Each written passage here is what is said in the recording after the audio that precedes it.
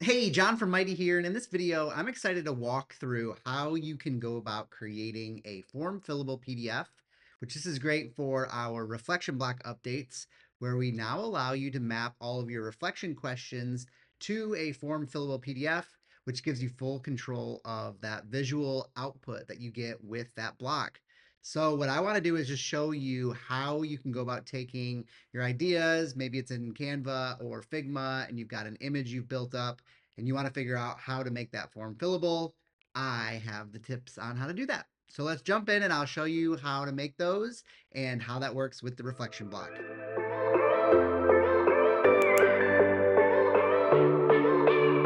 All right, so first I wanted to dive into our example that we've got here. So this is a series of reflection questions. And as you're familiar, you fill these out and then it kind of gives you this basic white PDF that doesn't have a lot of uh, design to that. And really what we wanted to do is give you guys as creative people the ability to design out a fun PDF that then you could really honestly map these questions to. Very easy to do as long as you got all the right tools. And I'll walk through those here in a minute, but this is our example. We'll go into the edit panel here. You go down to this new section where you're able to go from auto-generated to a custom template. You'll drop in your PDF template. It'll pull in all those form fields that are from your PDF, and then you can just map those to all of your different questions. You could also leave space in there if you wanted to display the course title or the lesson to have that be more dynamic and not hard coded in your PDF. So a lot of flexibility that you can do here, as well as you could make your PDF read only, which I can kind of show off an example of that here in a second. But now when I go and I answer these questions, which I won't really do, we'll just pretend that I'm going to do that. I'll download my reflection, and then what you'll see here is a fun, all about me Halloween themed PDF that just maps each of those fields for us, which is super cool. And an example of the flattening, let me go ahead and do that. We're going to go down to making this a read-only PDF. And then I'm going to drop in a different PDF instead. So we'll go ahead and grab that, drop that in here to this input. We've got different form fields that we need to map. And again, I'm not going to map too many of these. We're going to do course title, the lesson title, some of these questions in various spots. Not super important, but what you'll see is kind of this read-only version. So again, just download this reflection. It'll now use my new PDF template. And this is kind of a very clean PDF, more professional than my Halloween example, but really allows you to just kind of build out PDFs however you want. And then in here, these are not editable, where before these are still editable fields for our PDF itself. So that's the quick high-level example of how this works with the reflection block and how you map those fields. Now, let's go into the tools that you could use to build these form-fillable PDFs. So first, you want to design out your PDF. In this situation, I'm using Figma.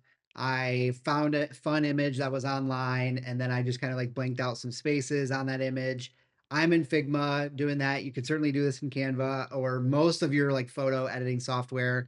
And then in Figma specifically gives you the ability to just export out this layer that I've got selected to a PDF. But all of these image processing tools really give you the ability to just like export to a PDF style.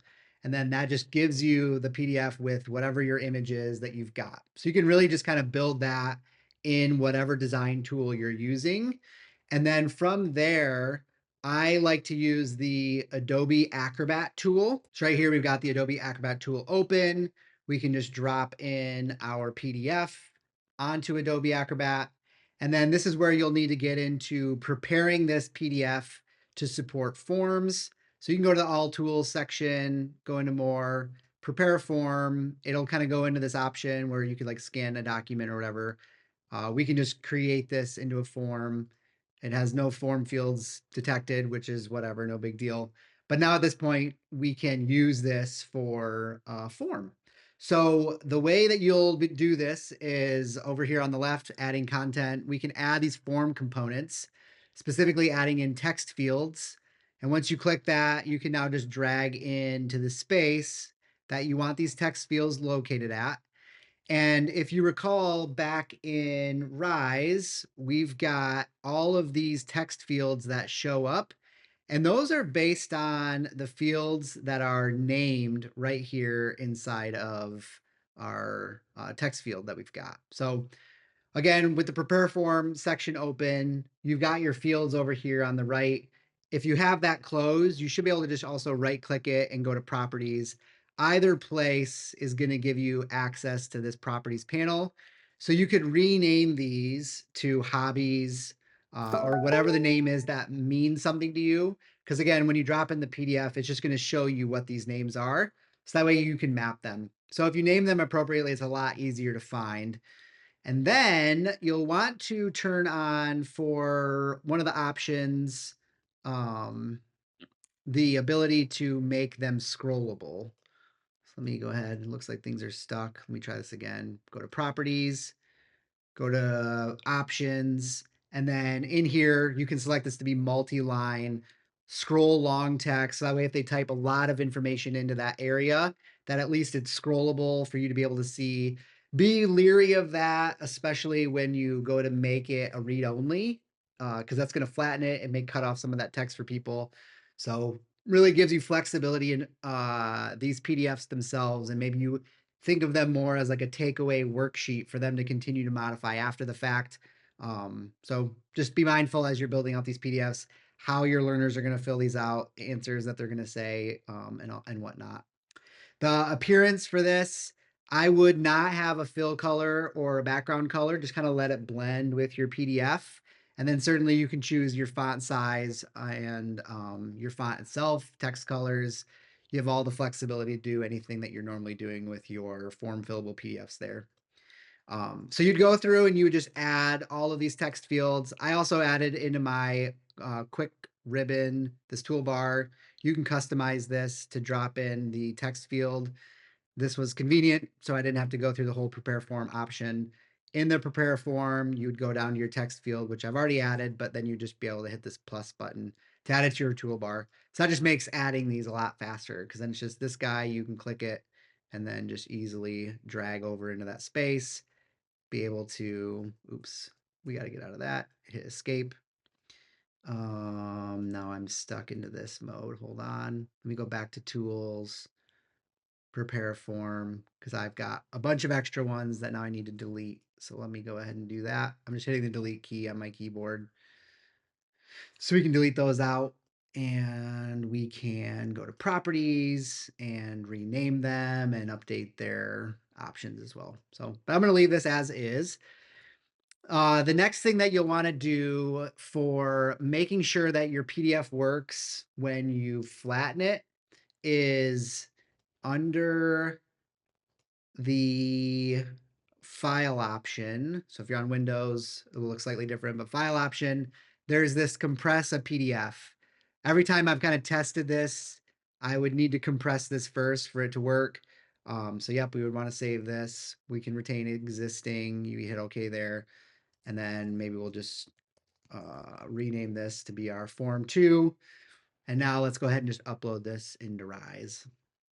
All right, so we were uploading this into Rise, and now you can see here we've got our hobbies and then text to that show up. I am curious to see if this actually does flatten or not. So let's try that. Okay, so it does flatten, but it looks like my text didn't actually show up. Oh, and just kidding, it did. It's just my course name maybe didn't show up in that first option.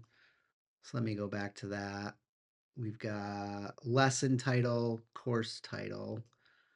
Let me change this to something that I've actually filled in and try that again. Okay, cool. So it is working. It's also flattened, which is great, aka like read only. But that's how you can create this PDF. Again, really just starting with any sort of design in whatever design tool you use, export that out to a PDF, and then be able to use that in your system. So here was my other example over here, just a nicely designed PDF. Export that out, pull it into your Adobe Acrobat tool, and start to map out those fields. All right, now there is a website that I've found for any of you who do not have access to the Adobe suite. Honestly, I would recommend you use that because it does have a lot more functionality, especially in regards to background color, which you'll see here in a second. But if you need a free resource, here's a great one. All you have to do is get your design tool to export it out as a PDF, and then you're able to just come right to this PDF escape tool, go to the free online tab, and then from here, we're just going to drop in that PDF. So I'll do that here. Oops, looks like you can't drag and drop. So we can upload a PDF and then we can drag and drop. So once this loads, we should be able to, oh, looks like maybe that was well, this one maybe already has form fields in it. So I'm going to add another form field down here. The way you do this is just over here on the left, you can insert a form field. This is a text form field that we want to use. So we can now draw this on our PDF. Now, as far as options and like renaming and whatnot, so you have to click up here to disable this, and then you can kind of get into a little bit of an edit mode on these inputs. And I believe what we do here is you have to like hit edit up top, and then things get kind of finicky. But once you click on this field, then there's this wrench icon that shows up, and you can rename it, but I've never actually gotten that to stick. So we'll say this is the grow up. What do you want to be when you grow up section? I'll choose multi-line. It is visible. Which actually I'm kind of curious what the not visible does, but we'll leave it as visible. We'll hit OK. And oh, just kidding. That was the likes section. So we're going to rename that back to likes. And then that's good. That's where I'm going to stop. I'm not going to add any more. At this point, we're just going to export this out. So you can hit this download button. That downloaded it here into my downloads folder. We'll go back over to Rise and we'll upload that. Right here. And these were my original hobby ones, my text two that I had created when I was back over in Adobe Acrobat. And then here's my text one because the likes name of it never stuck, unfortunately. So again, free tool, at least you can leverage it. We're going to map out some things here. So we've got a little bit of a mixed bag between Adobe Acrobat form fields and the PDF escape. But let's go ahead and download this and see what it looks like. So right here, you can see it has like the boxed outline around it. And if I remember correctly, if you drop this into this area here, it's going to have that white background. So some pros, cons. It's free, but you have to live with some of the constraints that it comes with. So those are the two tools that I would recommend, Adobe Acrobat or the PDF Escape app. So let me know if you've got any other tools that you use to build form fillable PDFs, and super excited to see what you guys come up with your reflection blocks. Thanks.